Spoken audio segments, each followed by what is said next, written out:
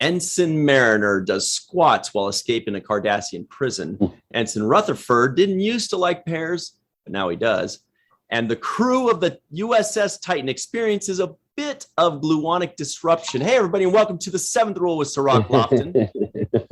Hello, hello. My name is Ryan T. Husk. Today we're doing a review of Lower Decks Season 2, Episode 1, entitled Strange Energies. Special guest today, you know her, you love her. And if you don't love her, you don't know her. Malissa Longo. Hi. Good morning.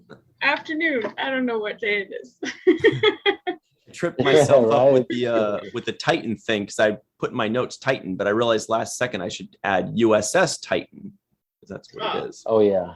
Hey, let me add before we get started, too. Thank you for the birthday wishes, everybody. And thank you for the birthday gift. I love my shirt. I think it matches who I am as a person. It kind of does, yeah. This is not an undercover police officer. This is actually the other Jake.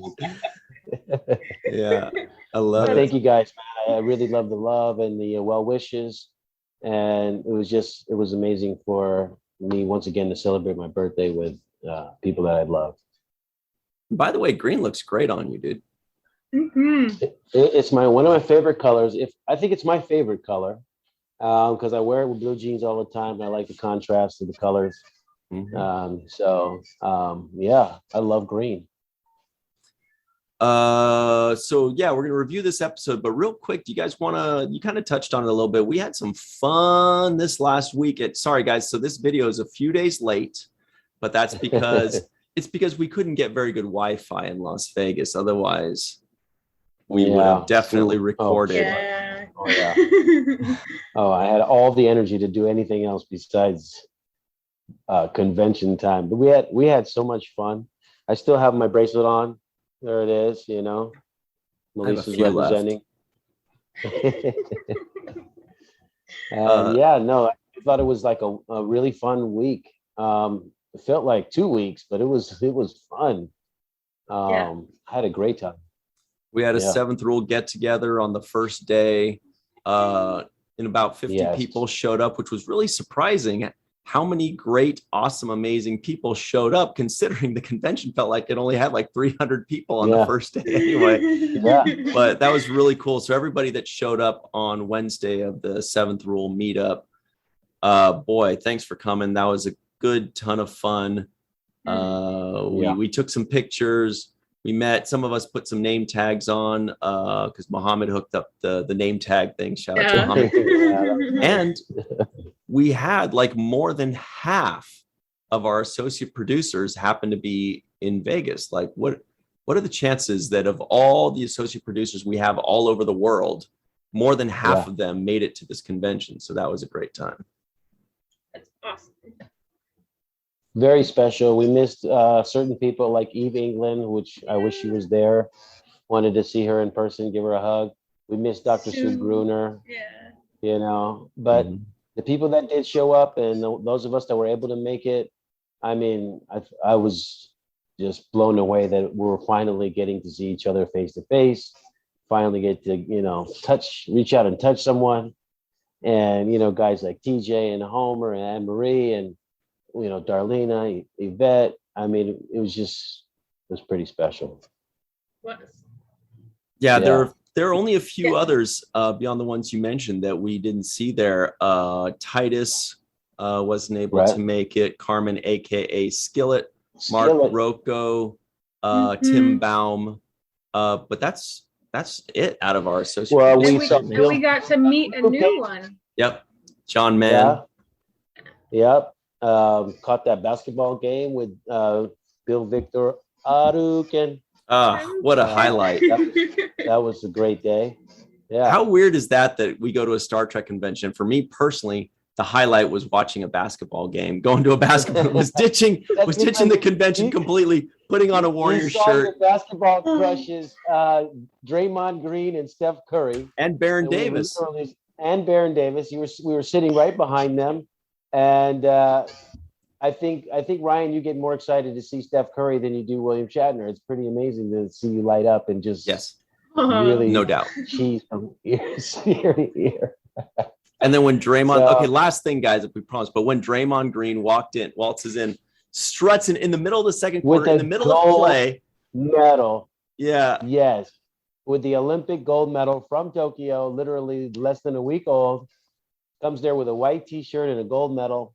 Like, you see what I did, and we did see what he did. It was written all over his chest. And everybody stood up there like, whoa, can I see it? Can I touch that? Bob Myers and everybody, they're like, oh. Yeah, good time. It was anyway. fun. Really good times. Definitely. We have Muhammad Noor was also awesome and it's super, just friendly and seemed like he was always everywhere. TJ, we had JR Poole over there saying what's up, giving us some special merchandise that he created. Yeah. Amazing posters by JR Poole. My God, this amazing stuff. Uber talented JR Poole. Check out blackheroesmovement.com, I think it is. And if not, he will correct us, and we will leave the link in the description box below. So check out his stuff.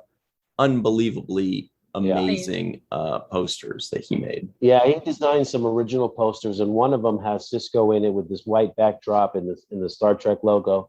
And I can't tell you how many people came up and said, "Can I buy that?" Or "Where do you get that?" Oh yeah. Or when is that coming out? Is that the poster for the new movie coming out? So actually, I'm gonna go get them real quick. Okay. Yeah, it looks so realistic that people were actually thinking it was the poster for the new Sisko Star Trek show. That would be so I had to awesome. tell people, right? Yeah. I was telling people, no, it's just a concept art, but it would be great if it was true. True, yeah.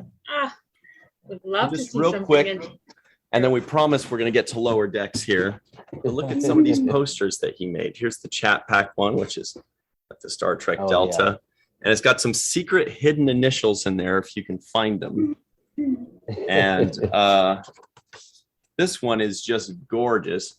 I don't know what I like about it so much, but there's something about it. It's just so nice. I can't get it. Yeah, I don't know. Guy in the picture that nice. reminds me of somebody. Yeah, I don't know. It's something I love about it. The contrast of colors is amazing. Yeah, no, he's it looks great. So good, right? This one is the original poster he designed for us, which is gorgeous. I mean, love it. That's the sequel. That's got to be in the back cover for what we left behind, the bonus series. Yeah. Yeah. And here's the last one. Again, beautiful color. This guy gets color better than anybody. Look at that. Yeah. Oh yeah. I love that. Oh, you don't have the Sisko one with the one he made with Sisko. No, we all got different batches. Yeah, and he made a solo one of me too that I have. Yeah, so we all have a solo one, and then a different batch of things. And then he made this one. The ladies from snap. Wait, hang on. I gotta spotlight that. Okay. Ta-da! Holy snap! That looks so dope. I didn't see that. Space Nine, and with the woman behind the show. Lucille Ball. Look at that. Brilliant. Yes.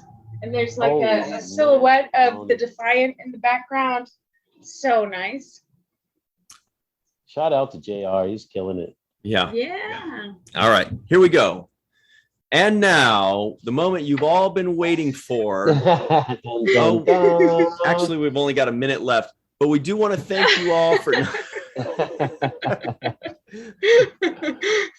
we might only have a minute to the first break, but I tell you what, that was a phenomenal experience. It was great. It was well run. Everybody had their mask on. People were socially distancing and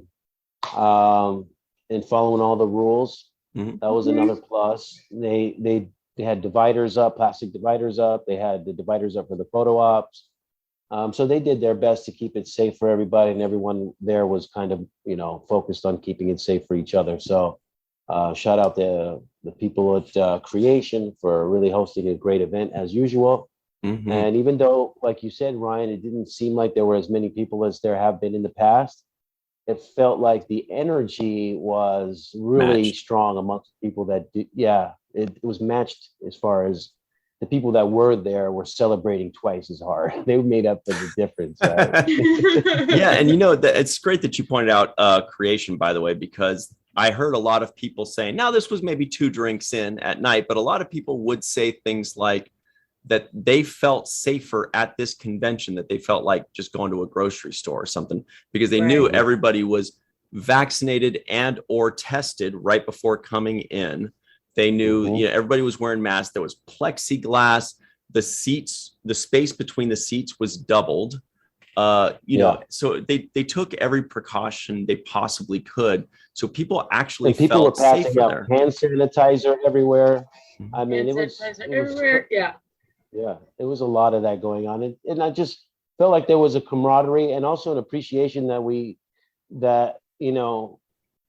when you lose the time that you do spend together, like we have all lost time, you really have this renewed appreciation for each other, and it felt like, these moments are so special and far and few between that you get a sense of all of us having to cherish it just a little bit more. Like, boy, this is not something to take for granted. This is like, we may not all be together, we might lose somebody here or there.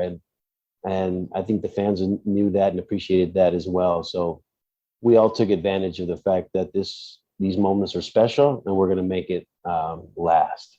Yeah. Good times. Good times. Definitely much more to discuss as far as that convention, the fans are concerned. And we certainly will at some point because we love talking about it. But meanwhile, season 2, episode 1, Lower Decks dropped one. We weren't looking. Dropped on our heads. Dropped on our heads. And literally, we're back at it right as soon as we got back because it was necessary for us to cover this. And really, this show it's such a pleasure for me to watch. It's funny because halfway into the episode, I was like, is this episode 45 minutes?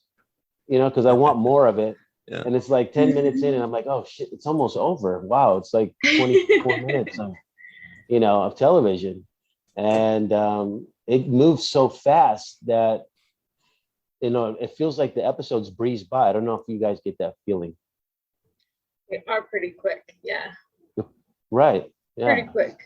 Yeah, they're super short. In there. It's a half-hour show, and I think we kind of touched on this before. It just feels like forever ago, but like a year or whatever it was ago. But it feels like they're able to, with the pacing that they have, they're able to squeeze in at least as much information as the regular hour-long shows because they just hammer everybody listening. I didn't just clear my throat. I was making like a sound effect. A sound effect of them cramming things together. Everybody's like, oh, what is this pig doing right now? But yet it seems like they're just cramming so much information. There is not one wasted line. Every line has a reference, a joke, some exposition, something added to it. So they do a really good job of that, I think, too. Yeah, and in this episode, when it started out, it kind of it made me remember, because it's not fresh on my mind, the last episode of the season 1. It kind of reminded me that, oh yeah, so Boimler got taken to the he went with Riker to the Titan, right? They started off by telling you that. So I was like, oh yeah, okay, that's what happened. I forgot, because it's been a while since I watched the last episode. I'm like, oh, that's right, Boimler went away. It was the cliffhanger at the end of the first season. Is the whole Lower Decks going to be dismantled? What's going to happen? Where's the friendships are going to go? Which way they're going to go? And they went right back into it as far as setting the tone, letting us know, okay, here's where we stand. We've got issues, mom-daughter issues. We've got Boimler is not on the station anymore. He went off to the Titan. And then also the Rutherford and Tendi kind of cat and mouse game that they played. They brought that back in our face to kind of remind us, hey, this is what the show's about. So I thought they did a good job of starting us off and reminding us, hey, this is where we left off. This is where we're going forward now. Yeah, Melissa, are you rooting for Rutherford and Tendi, or are you happy? What's her name? Bartendi. I think that's what we used to call her, Bartendi, or Tendi Roni. Melissa froze up with a smile on her face. I just thought she was enjoying our jokes, but no, she just froze. That's all it was. No. I know. All of a sudden, I'm like, what happened? Yeah. So, Melissa, are you rooting for Rutherford and Bartendy, or are you happy for Rutherford that he has Ensign Barnes, who seems like a much more stable person in his life? Are you rooting for them? Well, I've kind of always been rooting for Rutherford and Tendi in some way, although it's nice to see a Trill on the ship.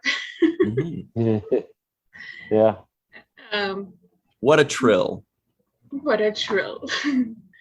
Yeah, they have some good jokes in there too. I think the Trill joke, one of their Trill jokes was funny in this episode.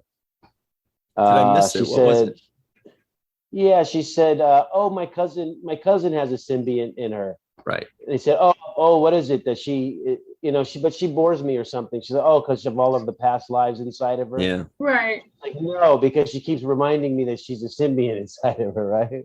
She's joined, yeah. Yeah. So I thought that was a nice little funny symbiont joke that they threw in there. You know, some more proof that they crammed so much information in without the sound effect this time is I'm looking at my notes, and my notes for this episode are just as long as my notes for Deep Space Nine or whatever episodes or Discovery episodes. It's the same length, so that means it's just jam-packed with goodies. It does open up on them kind of zooming in on some crazy looking asteroid or planet and an outpost there that looked really cool. I love the exterior design is always so amazing. Incredible. Yes. Yeah, I was just like, visually, the opening was stunning. It was the coloring, and it was lovely. I also noticed a kind of a deep cut reference to the original series when they originally went into the mirror universe, and subsequently in different series after that. The Terran Empire, the bad guys had something called the agonizer, right? Get in the agonizer booth. Yeah. Right. Yes. And they had something very similar to that. The Cardassian lady at the beginning that was interrogating her said, the excruciator. And that was clearly a play on the agonizer, So I thought that was a nice little wink and nod.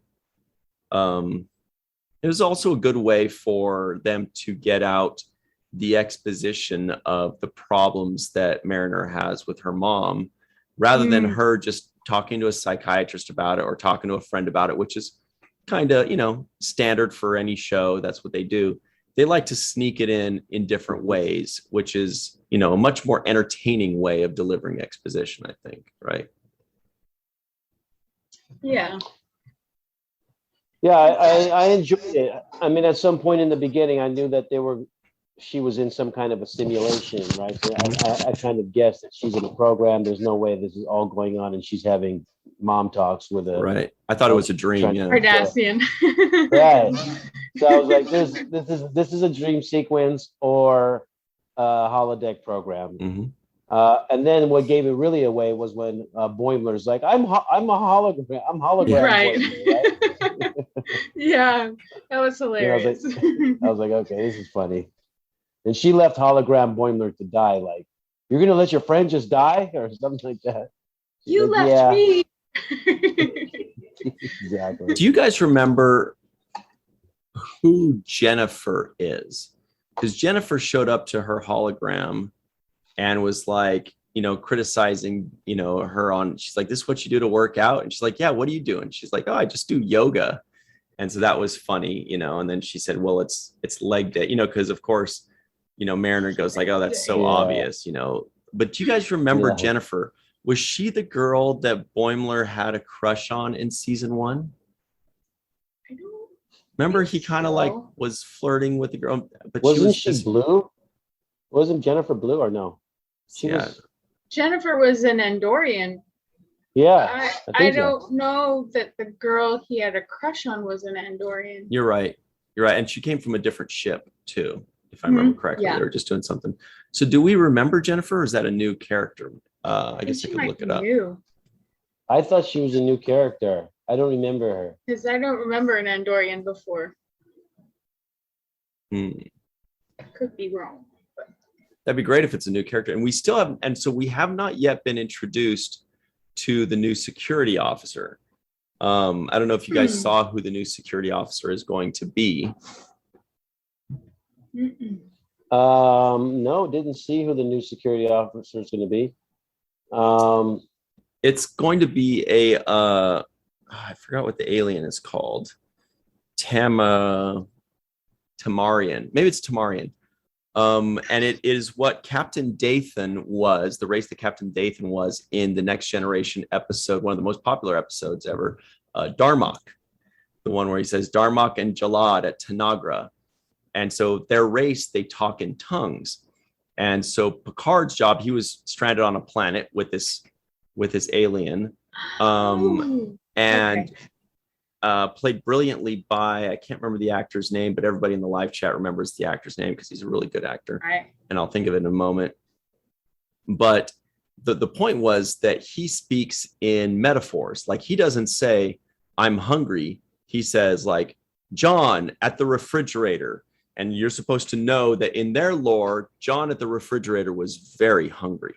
So that means, I'm hungry like him. So he has to kind of decipher his language. So it's a really interesting story and episode, but it lends itself to very obvious hilarity if your security officer is constantly talking in tongues and they're just going to be like, can you just say it? So say what you mean. So at some point, he's going to come in and he's going to be just a mess. He's just going to say all this nonsense and nobody's going to know what he's talking about. So I was hoping to see him introduced in this episode, but I guess that's coming soon. No, that would be fun.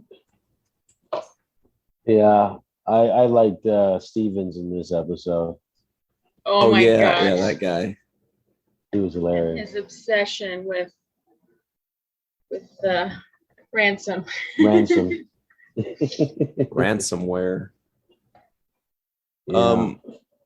So what's his name? Brad Stevens, I think it is. So let's see. Abergosians, because they went to the planet Abergos, I think it was. Did you guys notice that they looked very much like original series characters? Like the way they just looked like humans, but they had some colonial garb or something like that. So I was gonna say, like humans. So I assumed, I was like, I wonder if this is like original series episode characters that I don't remember. So I looked them up and nope, brand new. It was a brand new group of aliens, unless there's something I'm missing, but I don't think so. I think that was it. Well, I think it's funny that they use that type of planet that is occupied by a different species, but they look like humans in colonial garb, because that's so the trend of Star Trek. It's like what Ryan says when he always sees them go to a little village and everybody in the town is gathered around the fountain or the little town square. The town square. And it's like, they always do this town square thing when they're doing a whole new planet or something.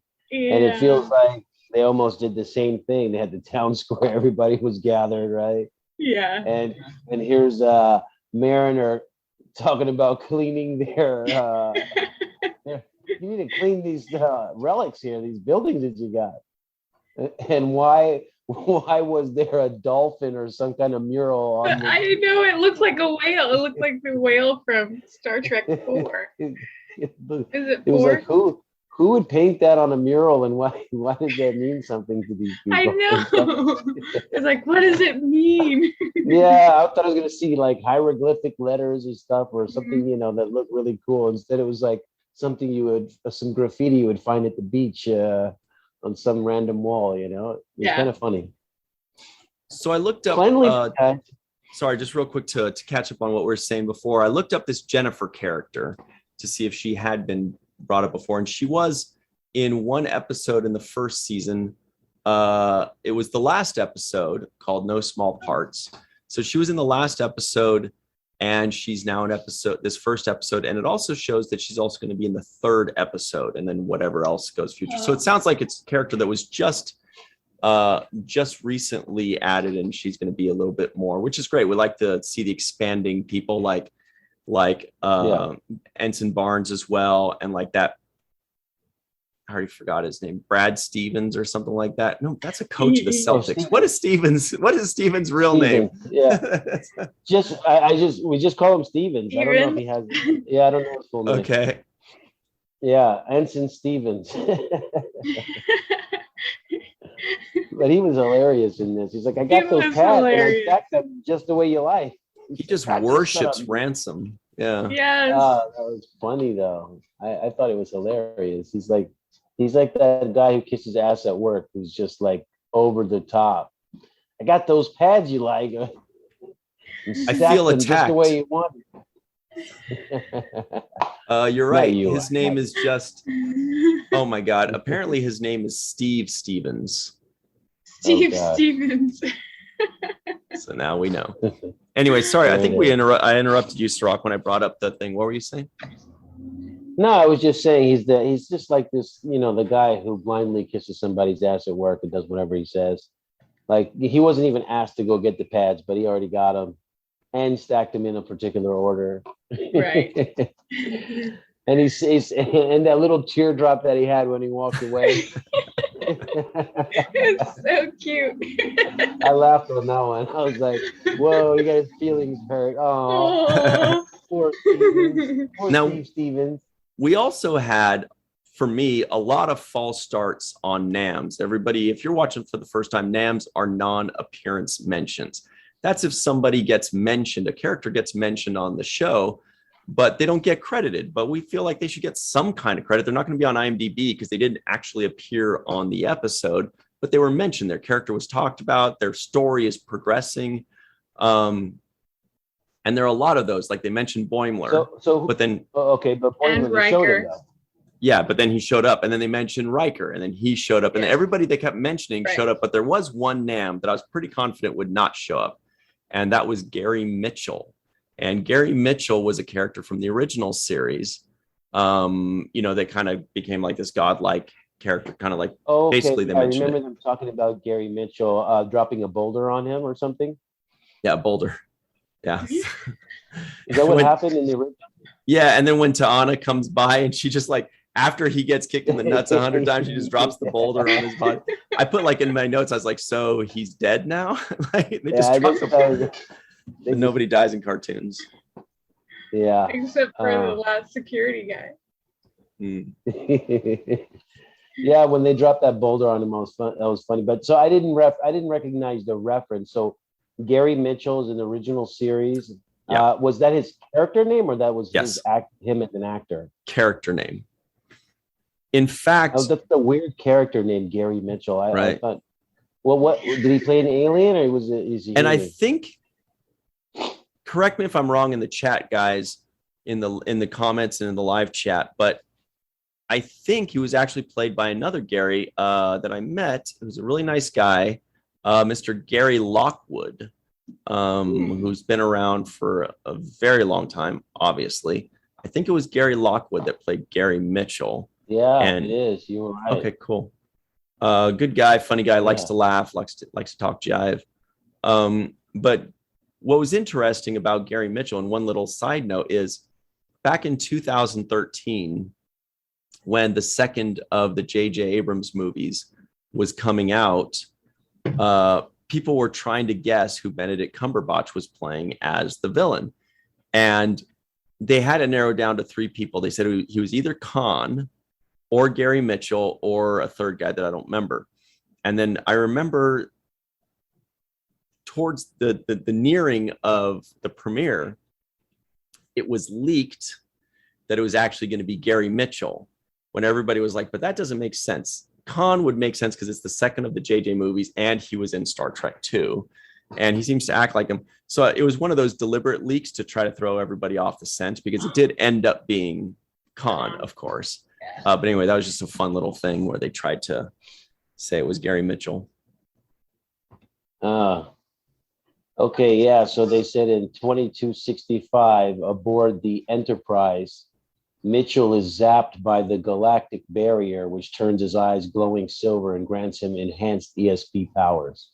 So that was the reference, the play on Gary Mitchell. That's why they kept bringing that thing up. Right. As he grows stronger, he becomes a danger to the ship and crew. So Kirk is forced to maroon him on the planet Delta Vega. Okay. Kirk is forced to kill him on the planet's surface. Oh, so Kirk killed Gary Mitchell. Kirk kills everybody. He either humps you or he kills you, or humps you and then kills you. That's what he does. He's like, hey, Captain's prerogative. One or the other or both. Oh, no. Oh, wow. Yeah, Gary Mitchell was he was brought up a few times in this episode. But there was a moment too. There were some funny things. First of all, I want to give shout out to excuse me, Tawny Newsome. Yeah. The voice of Mariner. I think she's phenomenal. And I have a new nickname for her. Instead of Tawny Newsome, Tawny Awesome. Whoa. Awesome. See, when you said a new nickname, awesome. my mind started wondering, but I can only come up with negative ones. I was like, Tawny Gruesome, Scrawny Newsome. Oh. But you said Tawny Awesome. I'm like, okay, yours, that works better. You should stick with yours. Yeah. Yeah, because I think she's awesome. She carries the show very well. I think the Mariner character is the lifeblood of this show. When I watch her, she sets the pace, she sets the tone. She is like the boss of all the other lower deck people, right? When she walks in the room, she's like the captain of the lower decks, right? And I think she plays. I like the way she's independent. Like even when at the end, like towards the end, when she's like, "Mom, there's probably some security guys waiting to take me away to the break," right? Right, yeah. And her mom was like, "Yes, there is," and she was like, "Now you do whatever I say." And she was like, "I'm not listening. I'll do whatever I want." And I like that rebellious spirit about her. The fact that, you know, she's willing to step outside the boundary sometimes, and sometimes it actually saves the day, her rebellious nature. And sometimes it doesn't and gets her in trouble. But I do like the spirit in general because, you know, it's really a time of women's liberation and freedom, and they need to discover what they want to do, how they want to do, and not be like pigeonholed by anybody. And sometimes that includes your own parents who may have a very limited view or scope of what you should do or should become. And sometimes you have to even rebel against them and say, no, I'm going to do this. If it wasn't for kids out there playing skateboard, there was a 12-year-old girl who won the Olympic gold medal. You know what I mean? Yeah. If she listened to her mom and her mom said, oh, don't ride skateboards, that's for boys, or that's dangerous, or this or that, or she would have missed out on the gold medal at the Olympics at 12. So I think sometimes you just got to chase your dreams no matter what and be willing to live with the consequences. But it takes the kind of courage to just stand up to your mom or stand up to people or stand up to society to be able to really pave your own way in life. So I like Mariner and her spirit. And I think she also has good intentions and she's a good person, you know? She seems like a good friend. You know, when you were describing Mariner, I realized that is kind of a rare character type in Star Trek, like super rebellious, that gets her in trouble sometimes and saves the day other times. And I was thinking, what other Star Trek characters are that kind of character type? I could only personally think of one, but I want to see if you guys could think of, maybe a second one. What do you guys think? Can you think of anybody? First one that springs to my head is Kira. I thought that would be your answer. That was my secondary one because she's a little less like that. I think a little bit less rebellious, but certainly that character type. Yeah. Right, but also Michael Burnham is that type too. That was the other one I was thinking. Yeah. Yeah, and I was actually thinking too of Kirk. I think Kirk is kind of, doesn't really go by the book. He's not going by the book. Yeah. He's writing his own. Yeah, that book has nothing to do with humping aliens. You're right. That's what he does. He's like, mind your business. That's what I do. This is how I solve the problem. This is what I think. This is my solution. Give me 15 minutes alone with her. I'll figure it out. No, I just feel like yeah, he has a certain level of rebelliousness to his behavior. He doesn't really follow the protocol, and he lives with the consequences. And sometimes those are good or bad, mostly good. So yeah, Sisko does that too sometimes. Sisko does do that. Sometimes. I mean, he does. He's just not as wild. He's not as wild about it as. Right. He's certainly not wild. That's true. No, he's very in control. No. He's in control. It's methodical. I feel like Mariner is just like whimsical, and she's like, whatever I feel now at the moment is where I'm going for it. It feels right. Well, and Jadzia has a little bit of that too. She's got that some of that free spirit streak in her as well. Yeah, there are a lot of characters, but I do think Nana is one of those, or Akira, just because of the fact that she is so principled and she's so willing to fight for what she believes in and fight for her rights. So sometimes that blinds her and she'll just go off and just like, I got to do what I got to do. And so there's a little bit of that, but I think Mariner, in the playful way that she does it, is so awesome. I really do like her character. And I think she is the show for me, just as far as what the centerpiece of it is. No, she's definitely the lead and she carries the show. And I was just thinking, there's one other person that kind of reminds me of, and as long as we can kind of go out of the Starfleet trope, which makes it a lot easier because then you can start naming people like Harry Mudd or whomever else that kind of do their own thing. But Luoxana Troy, shout out to our associate producer, Dr. Anne-Marie Segal, who for some reason, Luoxana Troy is her favorite character in all of Star Trek. So shout out to her because I think that she certainly, dances to the beat of her own drum. She is, as Melissa says, kind of whimsical, but she's also like, she's right more often than she's wrong, it seems, Yeah, and we were talking earlier about the Tendi relationship with what's his name, the Rutherford. Yeah. I feel like they're doing a good job because another theme that they pick up in Star Trek is this ongoing back and forth between two characters, between them being friends and then trying to cross over into more than friends. And I think with Rutherford and Tendi, they're just doing a great job of building up that kind of anticipation. Now we know for a fact Tendi has revealed that she likes him, and she's like, It was funny when they were making up, and she was like, "You don't have SMD or whatever," and then she finally said, and they was like, "Oh, okay, cool," and then they were hugging, and then she said, "And don't date what's her name." And it was like, ultimately, this is about her. I don't want you dating that girl, So I like that little line that they threw in there. Speaking of SMD, it was cute when he threw out the LSD thing. He's like, I don't want LSD or whatever it was.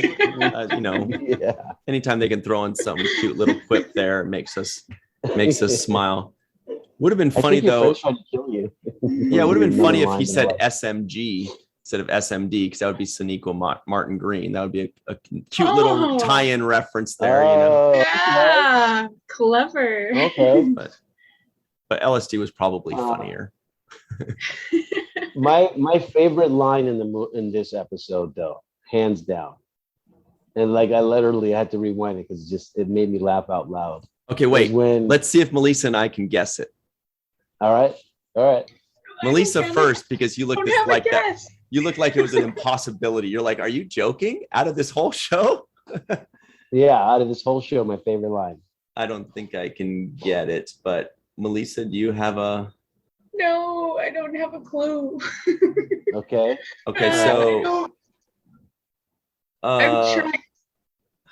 Yeah, I don't think I'll be able to guess. There are a few fun, like maybe it was when he says, "I hate pears now." That was a funny one, or "It's leg day" was a funny line. That was a funny line. Okay, I think that's all I got. I don't think we're as good at this game as I was hoping. No, you're not doing that great. So here it is. It was when what was the alien race of people that had the monuments that were being cleaned and stuff? Aspergosians, what were they called? Abrogosian, something like that. Yeah, Apragos, yeah. Yeah. The funniest line was when the main Abrogosian guy, who was like, I guess, the mayor of the city or the emperor or prince of the city. Oh, yes. At the end, when he's like, "Here, I picked a number, just go." Yeah, I just picked any fucking number. Get the hell out of here. Yeah. He's like, okay. Because at first he was like, it's got to be the right number. Oh, that number reminds me of my girlfriend. Oh no, it's got to have loyalty and meaning and all this. It was like he was being a real anal about this number, and they're bringing him pads full of numbers. And I'm like, dude, how long is it going to take to get a number? And do you really need pads full of numbers? Like you just don't know numbers yet? I was thinking, gosh, these logical number people are so emotional about their numbers. Yeah. We need to so anal about the numbers. we need to make this a segment every time for Lower Decks where you tell us your favorite line in the episode, because this one more than any Star Trek series has little gem lines that make you laugh. They throw them all in there. So I think that would be a lot of fun. Is Cirroc's favorite line? Yeah. I think this is a good series for that. Yeah, we can start that up. And that was my favorite line. Here, I picked a number. Just go. Just get the hell out of here. Cause all this destruction. He turned all my people into clones. Yeah, and he threw the pad at him while he's under the boulder. Yeah, right. Just get out of here, please. Oh my gosh.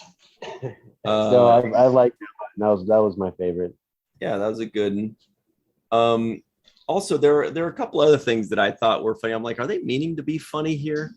Like when you have the giant head floating up to the ship, and when they want to talk to the head, the admiral or Captain Freeman actually says, hail them, or right? Yeah, right. And I'm like, hail a head? What do you open?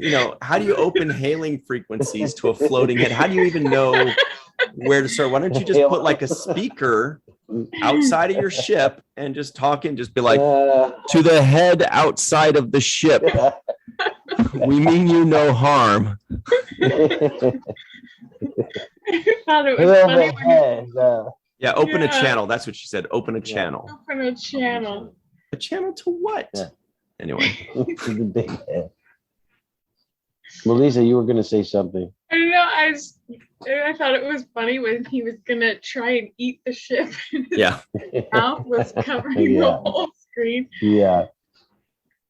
Meanwhile, Tendy Greens and Bartendy was talking to Rutherford while you see the head floating by and chomping away. And I love those little throwaway scenes and lines. Those are great.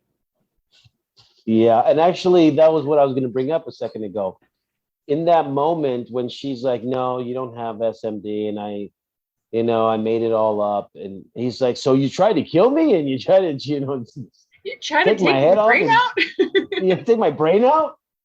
And then she was like, "Yeah," and then he was like, "What is his response?" Was something like, "No, it's great because you use science, and that's what I would have done." Like, it was not the response I was expecting. I thought he was gonna be like, "You're crazy, girl. What's wrong with you? Are you out of your mind? You could have killed me." Instead, he was like, "You used science. It was great. That's exactly what I would have done." Right.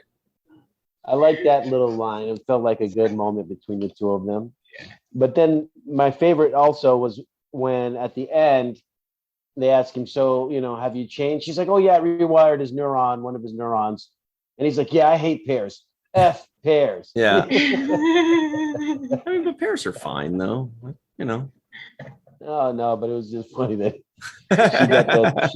she rewired the pear love that he had. So I thought that was cute. I don't like pears. Are you pro pear or anti pear, Melissa? I'm pro pear. Yeah.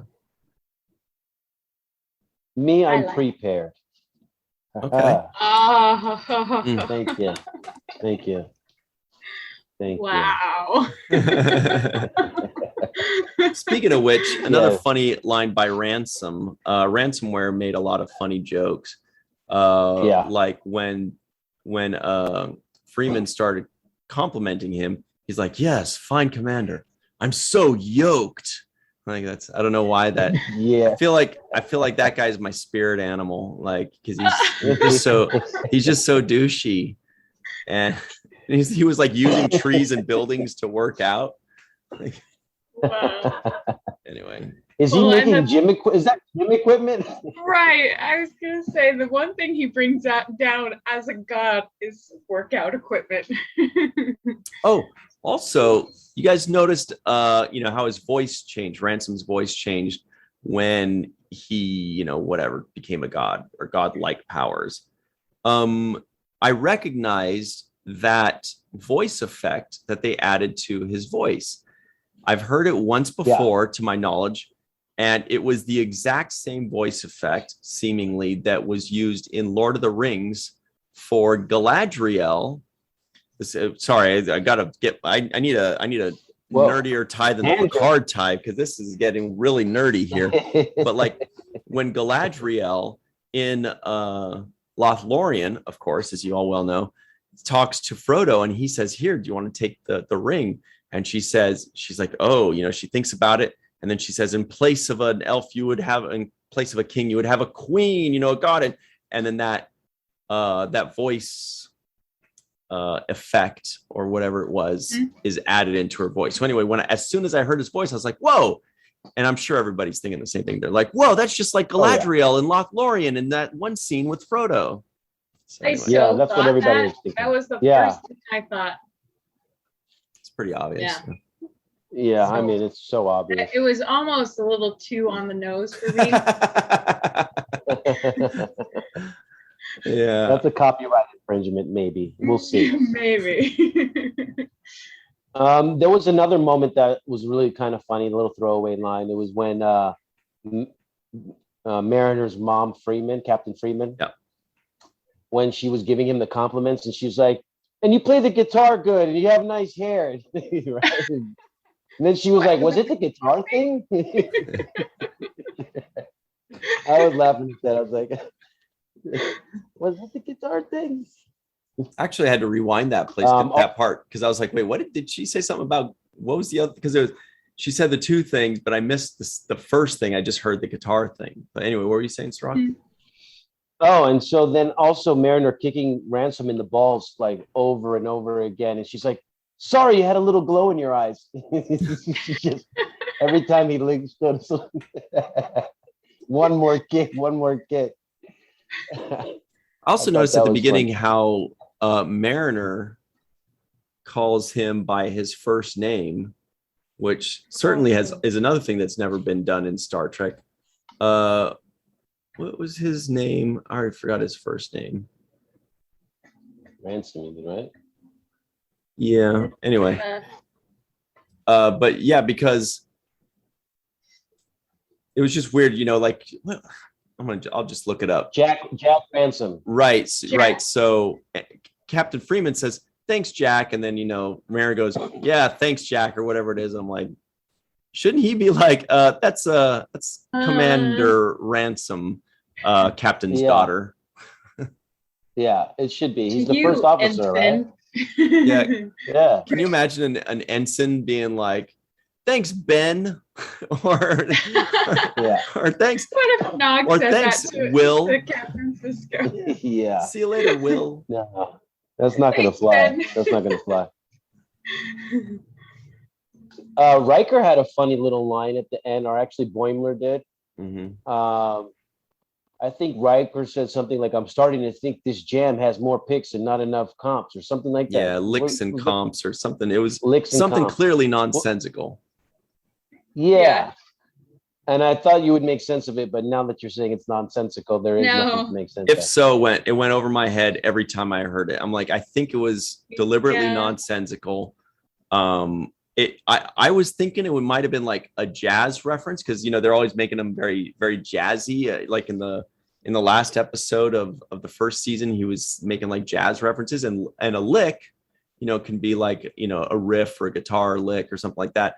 But comps, I just don't even know what that is. Well, maybe that's another reference. I thought it was making fun of like the techno babble that they sometimes do on other shows, and then it was funny when Boimler was like, "I don't even know what that means." So I don't know. Yeah. So I thought that was a line that he had said in a previous episode or movie, and that he was known for that, or known for saying weird things like that. So I didn't know where the reference was. I just like the Boimler response, which you just said, Melissa. I thought that was perfect. And also one was like, brace yourself for gluonic disruption or something. Mm-hmm. He's like, gluonic what? What the hell? Yeah, that looked creepy. And they were being chased by pack-led battle harpies, which was fun, because if you'll recall, now the pack-leds have stolen so much technology, and they just added on to their ships. So now they have these gigantic ships full of crazy weaponry and alien tech.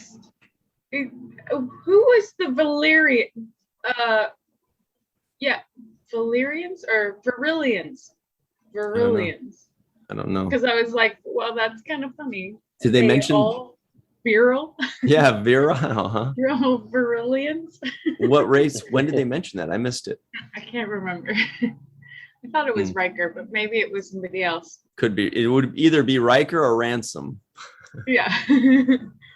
Yeah, I don't remember the reference though. Okay, so we have just a minute or two left. You guys have any final thoughts? I'm glad we finally figured out that Lieutenant Commander Stevens is not Brad Stevens. That was me just throwing in sports because we're still recovering from Vegas. Yes, Brad Stevens, the coach of the Celtics. I was like, I think it's Brad Stevens. No way, that's another wrong Stevens. Yeah. Not that Stevens.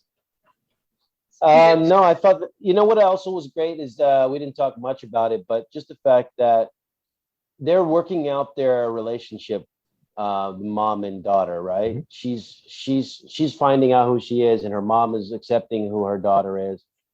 And the fact that they're kind of working it out in whatever weird way that they're working it out is, I thought, also a nice touch, because it does kind of expand on the family dynamic. Mm-hmm. It does expand on the relationship between mom and daughter. And it seems, like it's going to be an ongoing issue between them, but I'm glad to see them trying to work it out and find at least a working relationship that's good for the both of them. So another, like, it's a serious topic, but I thought they made it workable and believable for me. Mm-hmm. Agreed. Sounds like Melissa agrees. Yeah. Great. So we will be right back on our regular schedule of reviewing. Sorry, I think my gardeners just showed up. I don't know if you guys can hear that. Are you sissing me? But we will. Yeah. Let me mute myself for 5 seconds while this guy walks right by my window. You heard that too. Melissa was like, oh, right when I muted myself, they stopped. But anyway, so we'll be right back on our regular schedule of reviewing and releasing these the day of release from Paramount Plus. So everybody in the international community that can't watch them, just come back, when you can watch them. And we're very sorry. I don't know if they've got that worked out yet. And everybody in the US, watch the episode and then join us for the live chats. And the premieres at 6 p.m. Pacific. That is 9 p.m. Eastern. That is, no big deal, like 2 a.m. in the UK, 3 a.m. in Europe. Go ahead and join us. Yeah. Not a big deal. We'd love to see you there. Anyway, absolutely. I think that's about it. Thank you so much for joining us. Malissa Longo, ladies and gentlemen. Check her out. walkingartmadebymelissa.com. We will include that in the description box below. In fact, I think she's wearing one of her creations right now. Oh. Is it? Make it so? No, it's a new one. No, listener. Guinan. Yeah. It's Make It So's special friend, Guinan, played There by you Whoopi go. Goldberg. By the way, Scott And you Baker. design all that stuff, am I right? I mean, that is just so beautiful. Well, thank you. And yes, she does. I love it. It's like it's recognizable as soon as you see it. It's not like, oh, who is that? What is that? Everyone you've done so far, every time I see it, it's not difficult to figure out who it is. And that's a gift that you have artistically. So Oh, keep thank up you. the good work. We love it. We love it. I have a new one in marinating in my Oh, brain wow. that kind of popped up. And you make it so simple. It's like it's not complicated. It's just so simple, but yet so recognizable. And I love that about it. That takes skill to me. I like that you said Make It So, Cirroc. Yeah. Yeah, make it so. Simple. Make it so. Yeah. All right. Well, check that out in the description box below, guys. Make sure you get some goodies over there. You can't tell us what the new thing is yet, can you, Melissa? Well, the idea popped into my head yesterday before lunch. And I'll just say the title is going to be the Sisko. So it really could be anybody. I The like that. Sisko. So if you can figure like out it. who's called the Sisko. I like it already. We'll see. Can't We'll wait. see. Might be another original Can't series wait. reference. Might be. I can't wait. It's funny when I first saw people walking around the convention a couple of years back with the shirt that says disco. Uh-huh. Mhm. I really thought it was a Cisco misprint, and I was going up to each one of them saying, "No, it's Cisco. It's Cisco." until somebody said, "No, this is short for Discovery." I'm like, "Oh, well, forget about what I said." Yeah. But so yeah, I'm looking forward to the Cisco, Melissa. That's the one we need. But don't tell anyone. You should make a shirt that looks like the Discovery shirt, but make it say Cisco. Holy shit! Ooh. Mochi approves. Mochi jumped up on that one. Yeah, striking a pose. All right. It's like I heard that. So everybody at home, make sure you join us for the reviews and the live chats, or check it out whenever you can. Enjoy the season. We are back to doing our 7th rule 2 a weeks, where we do Deep Space Nine and we do new Star Trek. For the next 10 weeks, it's going to be Lower Decks. And then after that, it'll probably be Discovery, and then maybe Strange New Worlds, and then Picard maybe. So hang on to your hats, Grandma. It's about to get wild. Thank you all very much. Yeah, Grandma. Grandma. Thanks, Grandma. There's some grandmas listening. Great. So we'll see you soon. Yeah. And until next time, everybody, keep your ears open and always remember the 7th rule. Maybe we should reverse those.